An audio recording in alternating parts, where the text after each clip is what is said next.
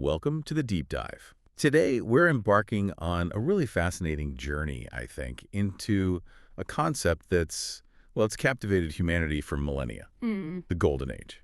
You've shared some incredible source material with us. Okay. We've got ancient texts, religious beliefs, philosophical insights, even scientific and administrative perspectives. What a mix. Exactly. And our mission today is really to distill all this and uncover the surprising facts, the insights about what this golden age truly represents, not just as history or myth, but maybe as a blueprint for ultimate happiness and harmony. Okay, let's dive in. Yeah, and it's remarkable, isn't it, how universal that desire seems to be. Complete happiness, peace, prosperity, health. Right.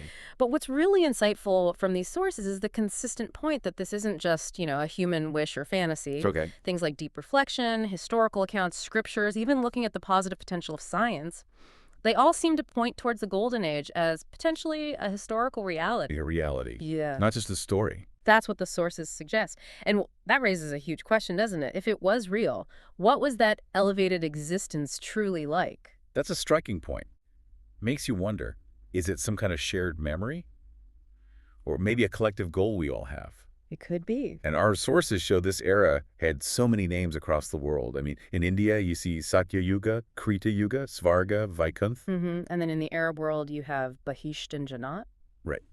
Spain's El Dorado, Iran's Garden of Youth, Greece and Rome just called it the Golden Age. Scandinavia's Land of Gods, China's Kunlun. Egypt's Tepsepi, indigenous Australians' Dreamtime. It's also called the wonder of the world, the values world, even the world of pure souls. That sheer number of names across so many cultures, it's pretty compelling, isn't it? It suggests something fundamental. It really does. Maybe not just a shared myth, but like you said, a universal archetype, a sort of blueprint for what we think is possible. Absolutely. And maybe even, a kind of deep memory of a higher state. Our sources lay out a pretty comprehensive picture of this blueprint, touching on, every aspect of life. Okay. Like what? Well, take the physical body, or tan kabadya, as the sources put it. Humans were described as kanchankaya, golden-bodied. Golden-bodied, what does it actually mean? Like literally gold? Well, probably not literal gold, but it implies this incredible beauty, yes, but also inherent health, a kind of fundamental purity of the physical form, like their very cells were different, immune to disease. So health wasn't just avoiding sickness, it was a default state. Exactly, radiant vitality. And here's something fascinating. The sources say souls would choose when to leave their bodies after a long life, maybe 150 years. Choose to leave. Yes, voluntarily, and apparently with knowledge of their next birth, so the whole fear of death.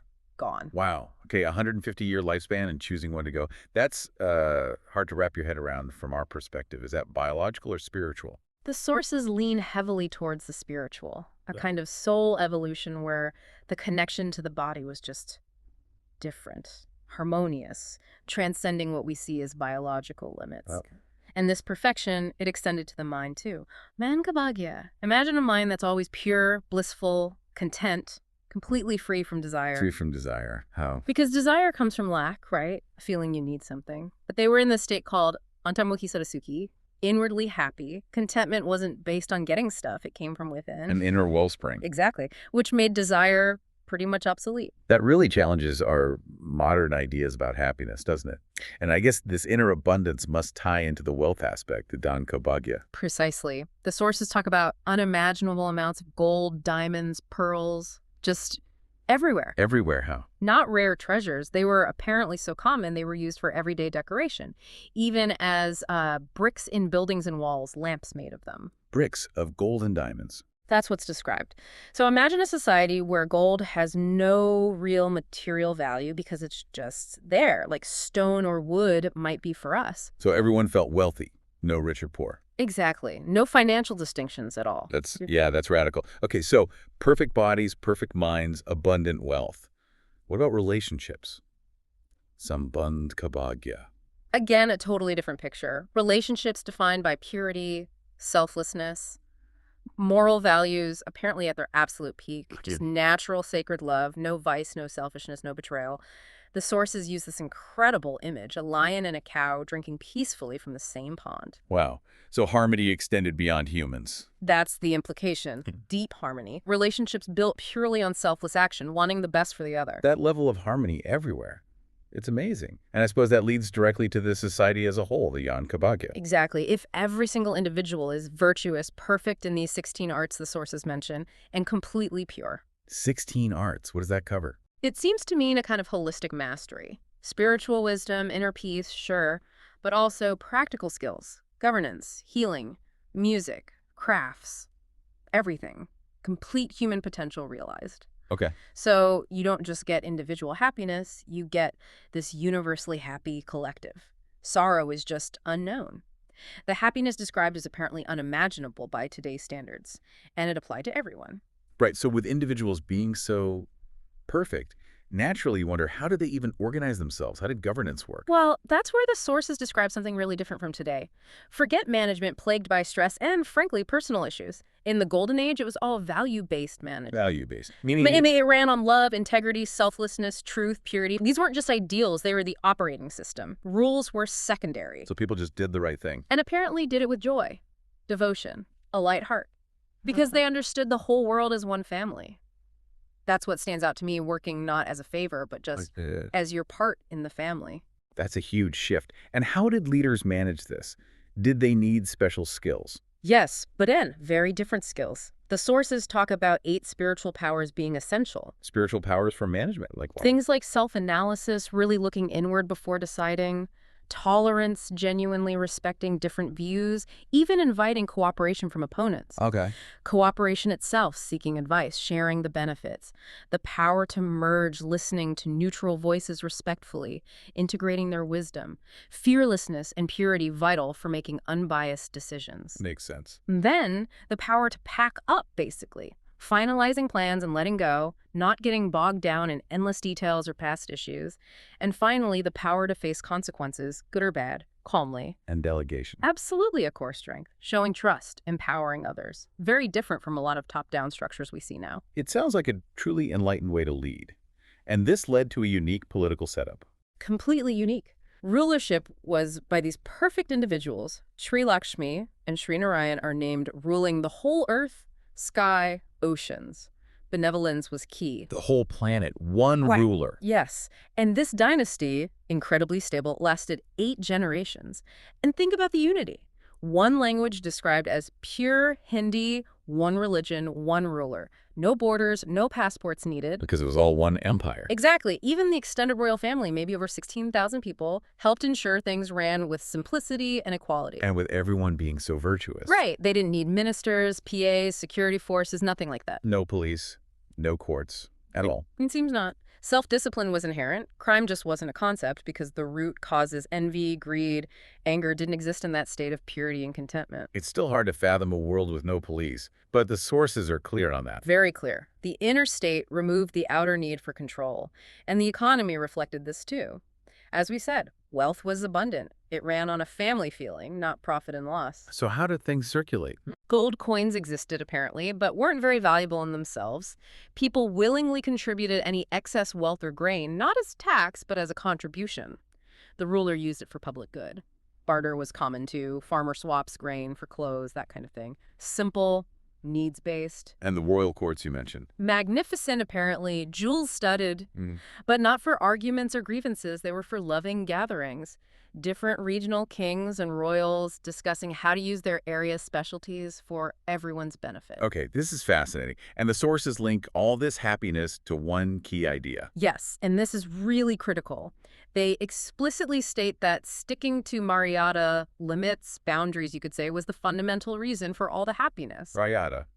Like rules. More like inherent natural or spiritual laws, a kind of self-imposed discipline based on understanding truth and purity. It wasn't external rules forcing people, it was an internal alignment. And breaking these limits. That's what the sources say led to the downfall, to today's sorrows.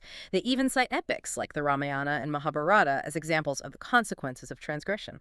Wow, so maintaining those boundaries was key. The absolute key. And this whole perfect era, the sources even give a start date. Vikramajit Samvat year 0001, the coronation day. That really pins it down. Okay, let's shift from the big picture of society and governance to, well, daily life. What was it actually like to live day to day?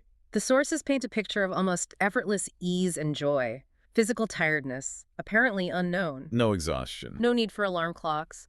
People woke naturally to birdsong, leaves rustling, greeted each other with genuinely joyful faces. It sounds idyllic. And their morning routine. Bathing in fragrant, maybe medicinal water. Walks in stunning palace gardens, gathering fresh flowers. No makeup or artificial stuff needed. Natural beauty was the norm, reflecting that inner purity. Natural beauty. And what about clothing? Luxurious silk velvet, bedyed with diamond powder.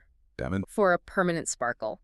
And always vibrant colors, reds, blues, greens. Apparently, light colors, white or black, weren't worn as the darker shades enhanced their naturally fair complexions. Interesting detail. And the jewelry, pure gold, but weightless. Multicolored diamonds creating constant rainbow effects. No need to wait for actual rain.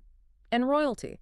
Never wore the same outfit twice, a sign of constant abundance. Never twice. Yeah. Okay.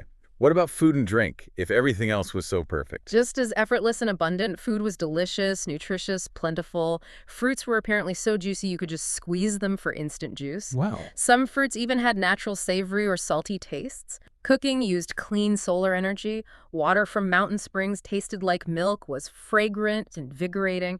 And yes, the sources actually mention rivers of milk flowing freely. Rivers of milk. That's one of those details that sounds almost mythical. It does, but it's consistently described. And food stayed fresh right on the trees. No need for refrigerators or storage. Nature was just this incredible, overflowing provider. Okay. And architecture. You mentioned gold bricks. Yes, palaces made from prefabricated gold and diamond plates. Easy to assemble, no heavy labor. Walls could be transparent, but you could adjust the opacity. Adjustable transparency. And diamonds embedded in them scattered light, creating rainbows inside. Apparently, even one candle could light up a whole palace. Incredible. Beautiful gardens surrounding them, unique plants, fragrant air, always clean, high oxygen levels, maybe 40–50%, the sources suggest. More higher than now. Way higher. And nature was totally harmonious, no natural disasters, everything worked together. It sounds like a perfect ecosystem. What about learning? Education? Here's another fascinating bit. It was entirely play-based. No stress, no heavy textbooks. Play-based. How do they learn complex things? Through music, poetry, art, history, geography, all learned joyfully. Everyone was apparently an artist and a musician. There were royal schools and colleges, sure, but learning was just an engaging part of life, not a chore. A very holistic approach. Very. Learning was inherent to living, not separate. So, if nature provided so much, and life was so effortless, where did technology fit in? Was it primitive? No, quite the opposite in some ways, but seamlessly integrated with nature. That's the key. How so? Well, the sky was like a highway. Planes traveled faster than sound, controlled by a single button, and zero accidents. Faster than sound, one button, no accident. Then energy, Yeah. atomic fusion, Look. but used perfectly, cleanly, safely, no danger, no waste, just boundless, invisible power. It shows not just advanced tech, but deep respect for natural forces. So technology wasn't seen as separate from or conquering nature. Exactly. It worked with it. And communication, instant. By thought, sankapa. Thought communication, no phones. No need. Minds were apparently so pure and connected, direct thought transfer was normal. And think about comfort. Nature provided heating, cooling, the sounds of animals, leaves, water were the music, better than any artificial system. It's an amazing picture. So pulling all this together, what does it really mean? What's the takeaway? Well, we've taken this deep dive into the Golden Age concept, right? Found across so many cultures. Not just a myth, perhaps, but presented as a potential reality, even a future one. A vision of total perfection, bodies, minds, relationships, society, tech. All sustained by purity, selflessness, that deep connection with nature, and adherence to Mariata. It really challenges our modern ideas of progress and happiness, doesn't it? It really does. It makes you think. Maybe the most advanced society isn't the one with the most stuff or the most complex tech for its own sake. But maybe one where harmony, virtue, and that kind of effortless abundance reign supreme, driven by an internal shift. Yeah.